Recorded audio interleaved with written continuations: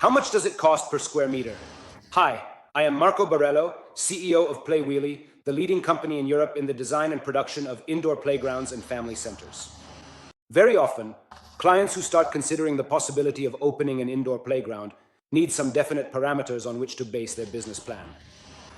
I realize that it is not a simple matter, but the question that, in my opinion, is impossible to answer, or at least to answer correctly, is how much does a children's venue cost per square meter on average? If I were to give you a definite answer to this question, I probably wouldn't be an honest person, and perhaps all the efforts I make to share useful information and content would be wasted in any way. In my opinion, it is absolutely impossible to give a price per square meter for the creation of a children's venue. Giving a price per square meter would mean evaluating standard setups, while the various and different aspects and factors to consider in the design of a children's playground are truly numerous, if not infinite. Let me give you a very practical example to help illustrate what I'm indeed trying to explain. If we were to talk, for instance, specifically about the specific area of the indoor playground to be strategically placed in a space of approximately 80 square meters, it could indeed mean that the playground could have dimensions of 8x10x280 in height in total.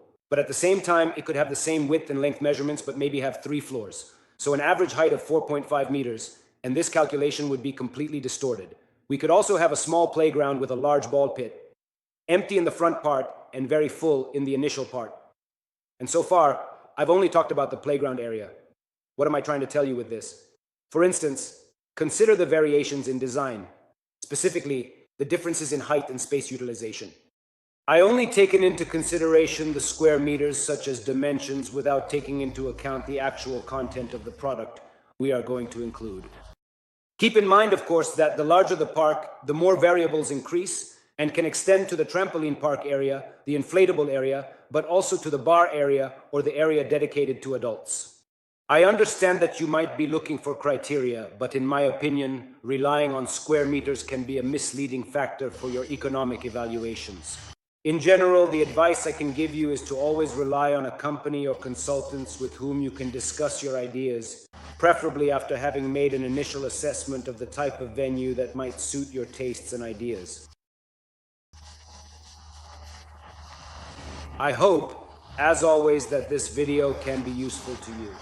I invite you to give it a like, and remember that to always stay updated on the world of entertainment, you can continue to follow me and us on all our social channels and on our blog. From Marco Borello, that's all for now, and I'll see you in the next video.